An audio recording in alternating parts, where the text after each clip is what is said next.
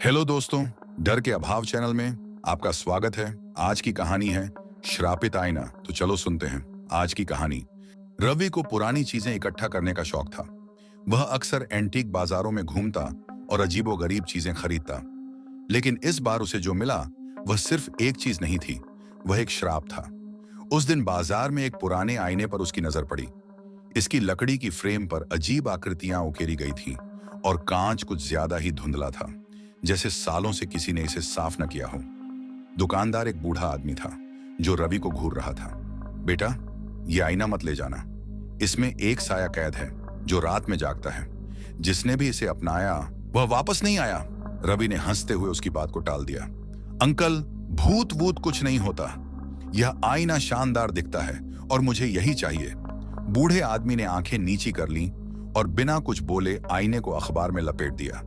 लेकिन जब रवि ने पैसे दिए और पलटा तो बूढ़े आदमी ने एक अजीब सा मंत्र बुदबुदाया, जैसे किसी आने वाली अनहोनी से खुद को बचा रहा हो। रवि को यह बात अजीब तो लगी, लेकिन उसने ध्यान नहीं दिया। वह मुस्कुराते हुए आईना लेकर अपने घर चला आया। रवि ने आईना अपने कमरे में दीवार पर टांग दिया। जैसे ही उसने इसे टांगा, उसे हल्की सी सर्द लहर महसूस हुई, जैसे कमरे की हवा अचानक ठंडी हो गई हो। रात को जब वह सोने गया तो एक अजीब सी आवाज सुनाई दी, तुम मेरी जगह लोगे। रवि का दिल तेजी से धड़कने लगा।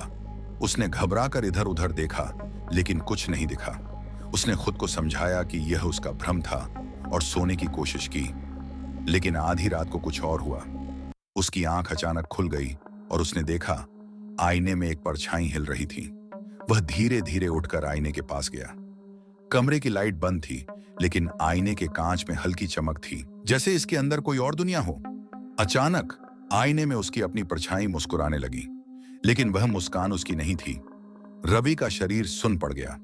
उसकी परछाई ने धीरे धीरे सिर झुकाया और उसके पीछे एक और आकृति उभरने लगी। एक औरत, लंबे उलझे हुए बालों वाली, जिसकी आंखें काली थीं और जिसका चेहरा सड़ चुका था। तुमने मुझे जगा दिया। रवि चीखते हुए पीछे हटा और लाइट जला दी। लेकिन आईना अब सामान्य लग रहा था।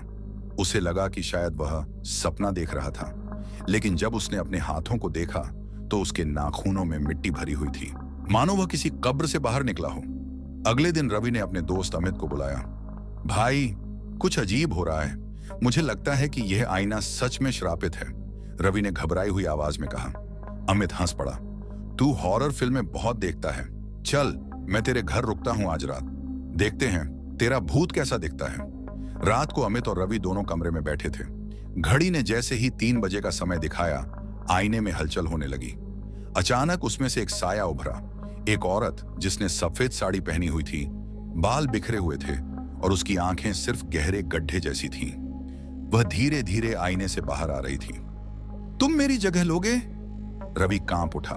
अमित का चेहरा सफेद पड़ गया। अचानक आईने में अजीब दृश्य दिखने लगे। एक लड़की जमीन पर पड़ी थी। उसका गला कटा हुआ था और उसके हाथों में खून से सना एक आईना था। मुझे मेरे पिता ने मार दिया क्योंकि मैंने प्यार किया था। अब इस श्राप को कोई और झेलेगा। अमित ने घबराकर पीछे हटने की कोशिश की, लेकिन उसके पैर जकड़ गए। लड़की अब पूरी तरह आईने से बाहर आ चुकी थी और उसने अमित का हाथ पकड़ लिया। अमित ने जोर से चीख मारी। उसका शरीर ठंडा पड़ने लगा, जैसे उसकी आत्मा खींची जा रही हो। रवि को समझ नहीं आया कि वह क्या करे। तभी उसे बूढ़े दुकानदार की बातें याद आईं। इस आत्मा को जलाने से ही मुक्त किया जा सकता है। रवि ने हिम्मत जुटाकर झट से माचिस उठाई और आईने को आग लगा दी। नहीं, मुझे मत जलाओ, आत्मा जोर से चीखी, लेकिन आग तेजी से फैल गई। आईना काले धुएं में बदलने लगा। लड़की की चीखें पूरे घर में गूंज रही थीं।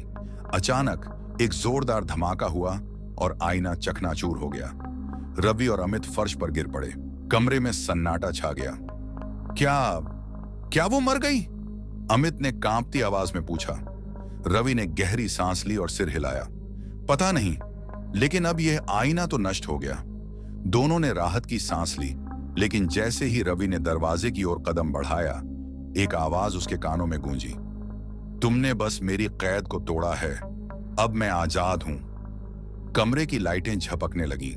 दीवारों पर काले हाथों के निशान उभरने लगे और फिर आईने के टूटे हुए टुकड़ों में वही चेहरा मुस्कुरा रहा था।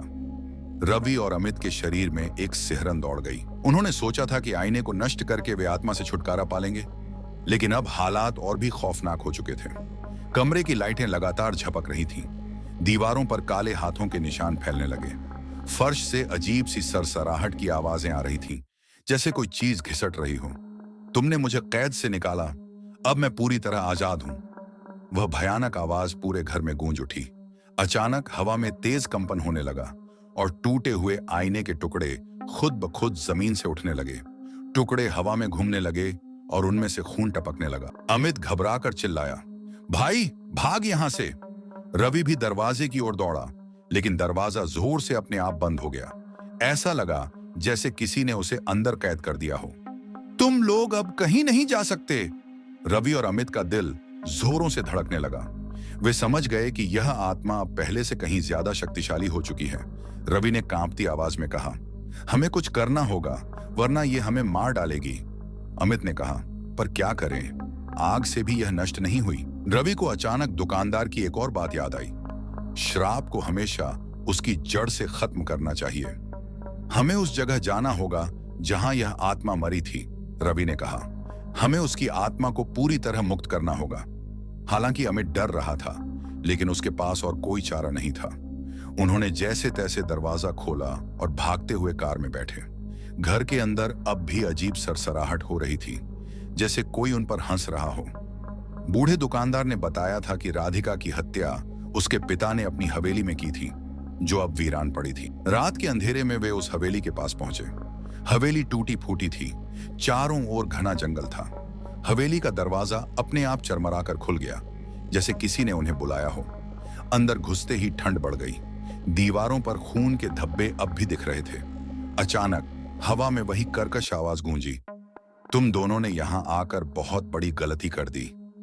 रवि और अमित ने देखा, सीढ़ियों पर वही भूतनी खड़ी थी।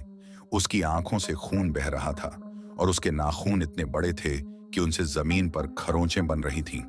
तुमने मुझे बुलाया, अब कभी नहीं जा पाओगे, अमित ने कांपते हुए कहा। अब क्या करें? रवि ने जेब से गंगा जल निकाला और जमीन पर छिड़क दिया। आत्मा अचानक चीख उठी और हवेली कांपने लगी। तुम लोग मेरा श्राप मिटाने आए हो, मैं तुम्हें जिंदा नहीं छोड़ूंगी। अचानक चारों ओर काले धुएं के बादल छा गए। हवेली में हर तरफ चीखें गूंजने लगी। दीवारों से काले हाथ बाहर आने लगे और उनकी ओर बढ़ने लगे। रवि ने हिम्मत जुटाकर जमीन से एक पत्थर उठाया और हवेली के ठीक बीच में रखे पुराने आईने को तोड़ दिया। तुम्हारा श्राप अब खत्म होगा। जैसे ही आईना चकनाचूर हुआ, पूरी हवेली जोर से हिलने लगी। राधिका की आत्मा एक तेज चीख के साथ हवा में उठी और धुएं में बदल गई। चारों ओर भयानक चीखों के साथ हवेली भरभरा कर गिरने लगी। रवि और अमित ने किसी तरह दौड़कर बाहर छलांग लगा दी। हवेली अब सिर्फ मलबे का ढेर थी। चारों ओर सन्नाटा था। रवि और अमित ने चैन की सांस ली। शायद अब सब खत्म हो गया, रवि ने कहा। अमित ने सिर हिलाया। हाँ, अब आत्मा मुक्त हो गई होगी। दोनों ने कार स्टार्ट की और घर लौट आए। घर में सब पहले की तरह सामान्य हो गया था। अब सब कुछ ठीक ठाक था। तो दोस्तों, कैसी लगी आज की कहानी? अगर अच्छी लगी तो लाइक करें, चैनल को सब्सक्राइब करें। मिलते हैं फिर एक नई कहानी के साथ।